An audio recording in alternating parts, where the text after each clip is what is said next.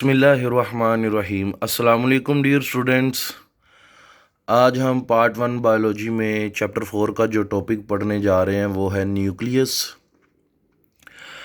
सबसे पहली बात, जो न्यूक्लियस होता है इसका मतलब होता है सेंट्रल, यानी कि सेंटर। और क्योंकि ये सेंटर में मौजूद होता है तो इस वजह से भी सेंटर में नज़र आया गया, सो इसे न्यूक्लियस का नाम दिया गया। हम पहले इसकी डिस्कवरी को डिस्कस करते हैं। रॉबर्ट ब्राउन नामी साइंटिस्ट ने इन 1831 इसे डिस्कवर किया था। जो न्यूक्लियस होता है इसके बारे में दो फीचर, मेन फीचर कि ये प्रोमिनेंट होता है। जब आप किसी सेल को देखते हैं माइक्रोस्कोप के नीचे तो प्रोमिनेंट ये नज़र आ रहा होता है। नंबर 2, डार्कर होता है, ये गहरे रंग का होता है बाकी साइटोप्लाज्म से या बाकी हिस्सों से सेल के। सो न्यूक्लियस जो है ये प्रोमिनेंट नज़र आ रहा होता है and darkly in colour than cytoplasm. इसका फंक्शन क्या है? It control all activities of cell. ये एक सेल की तमाम सरगर्मियों को कंट्रोल करता है न्यूक्लियस। अगर हम इसकी पोजीशन की बात करें तो बेटे जी, प्लांट सेल में इसकी पोजीशन पेरिफेरल में होती है, जबकि एनिमल सेल में इसकी पोजीशन सेंट्रल होती है। ये हमने पढ़ा हुआ है।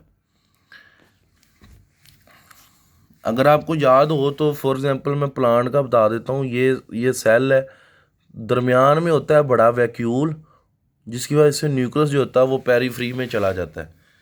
This one is the vacuole.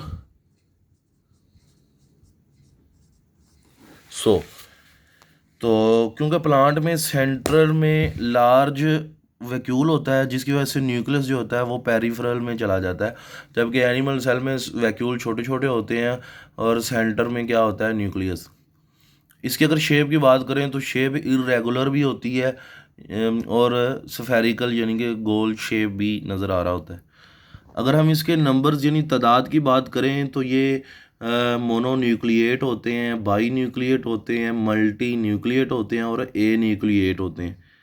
मोनोन्यूक्लिएट यानी कि अगर तो एक न्यूक्लियस हो उसे हम कहते हैं मोनोन्यूक्लिएट, जैसे कि plant cell, animal cell.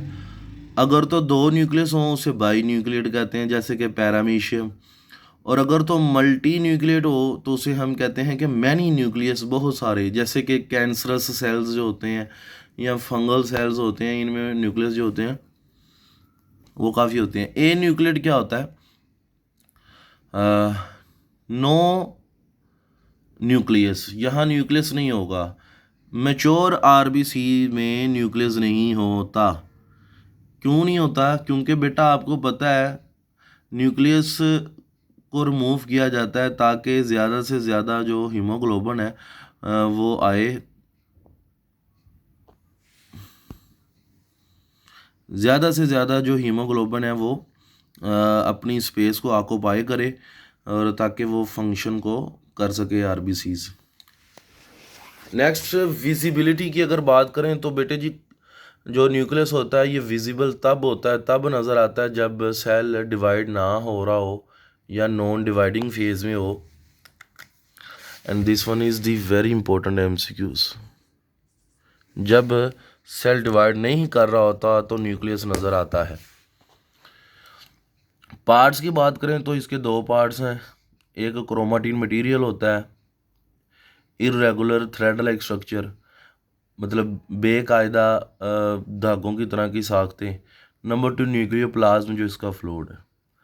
Chromatin material के बारे में मैंने एक पॉइंट लिखा है, ड्यूरिंग सेल डिवीजन, जब एक सेल 1 से 2 में जा रहा होता है तो जो न्यूक्लियस है ये गायब हो जाता है, डिसअपीयर हो जाता है, और क्रोमाटिन मटेरियल जो होता है वो चेंज हो जाता है क्रोमोसोम के अंदर, यानी कि प्रॉपर शेप में हो जाता है, बाकायदा शक्ल में।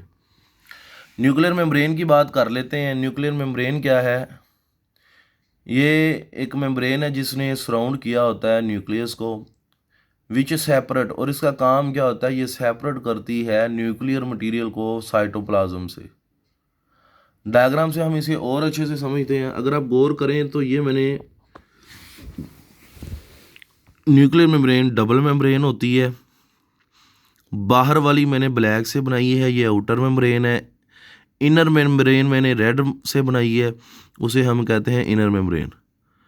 माय डियर स्टूडेंट्स, अगर आप देखें गौर से तो यहाँ पे एक एमसीक्यूज भी है कि जो आउटर मेम्ब्रेन है वो जुड़ी हुई होती है कुछ जगहों से एंडोप्लाज्मिक रेटिकुलम से। आउटर मेम्ब्रेन ऑफ न्यूक्लियस या न्यूक्लियर मेम्ब्रेन, आउटर मेम्ब्रेन जो होती है वो एंडोप्लाज्मिक रेटिकुलम से जुड़ी होती है, जबकि इनर और आउटर मिलकर कुछ पॉइंट्स पर न्यूक्लियर पोर्स बना रही हैं। और ये न्यूक्लियर पोर्स क्या करते हैं, एक्सचेंज करते हैं न्यूक्लियर मटेरियल का विद साइटोप्लाज्म। आप कहेंगे कि सर हालांकि न्यूक्लियर मेम्ब्रेन का फंक्शन ये था, आपने बताया कि ये सेपरेट करती है न्यूक्लियर मटेरियल को फ्रॉम साइटोप्लाज्म। बेटे एक्चुअली कुछ मॉलिक्यूल बड़े मॉलिक्यूल होते हैं जैसे कि राइबोसोम, प्रोटीन, तो ये इस पोर्स से गुजरते हैं। इन पोर्स की यूनिक प्रॉपर्टी ही ऐसी होती है कि ये सिर्फ उनको गुजरने देता है, बजाय कि साइटोप्लाज्म से कोई भी मटेरियल न्यूक्लियस के अंदर आ जाए या न्यूक्लियस से कोई भी मटेरियल साइटोप्लाज्म में चला जाए। आगे बात कर लेते हैं नंबर ऑफ पोर्स की। पोर्स जो होते हैं सुराख, ये दो तरह के होते हैं, सेल्स में होते हैं। अनडिफ्रेंशिएटेड सेल्स में इनकी तादाद और होगी, डिफ्रेंशिएटेड सेल्स में इनकी तादाद और होगी। अनडिफ्रेंशिएटेड सेल्स क्या होते हैं जी, जिनका अभी फंक्शन जो है मखसूस नहीं है, जो अभी प्रॉपर फंक्शन इनका नहीं है, सो उसे हम कहते हैं अनडिफ्रेंशिएटेड सेल, जैसे कि एग।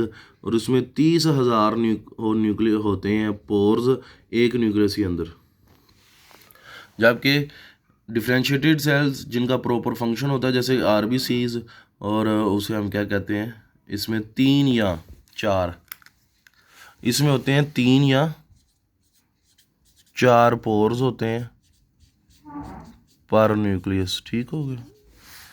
नेक्स्ट अगर हम मूव करें तो बेटे जी न्यूक्लियोलस। न्यूक्लियोलस जो होता है ये डार्कली स्टेन्ड होता है, ये न्यूक्लियस से भी गहरे रंग का होता है और ये न्यूक्लियस के अंदर मौजूद होता है। वेरी इंपॉर्टेंट पॉइंट याद रख लें, न्यूक्लियोलस की मेम्ब्रेन बाउंड्री नहीं होती, इसके गिर्द मेम्ब्रेन नहीं होती। अगला पॉइंट क्या है, इसमें राइबोसोमल आरएनए को बनाया भी जाता है और स्टोर भी किया जाता है। इंपॉर्टेंट एमसीक्यूज है, राइबोसोमल आरएनए जो है वो न्यूक्लियोलस में बनता है और स्टोर होता है। न्यूक्लियोलस के दो रीजन है, एक पेरिफेरल और एक सेंट्रल। जो पेरिफेरल एरिया है वो दानेदार होता है, ग्रैनुलर, जबकि जो सेंट्रल है वो धागों की तरह का होता है, फिब्रिल एरिया। अगर आप गौर करें तो ये डायग्राम में मैंने बनाया हुआ है, सेंट्रल रेड कलर से वो फिब्रिल धागे हैं, जबकि आउटर साइड पेरिफेरल एरिया जो है वो ग्रैनुलर दानेदार है। जो पेरिफेरल एरिया है जो ग्रैनुलर है वो प्रीकर्सर ऑफ राइबोसोमल यूनिट्स, यानी कि राइबोसोम के यूनिट्स पड़े होते हैं।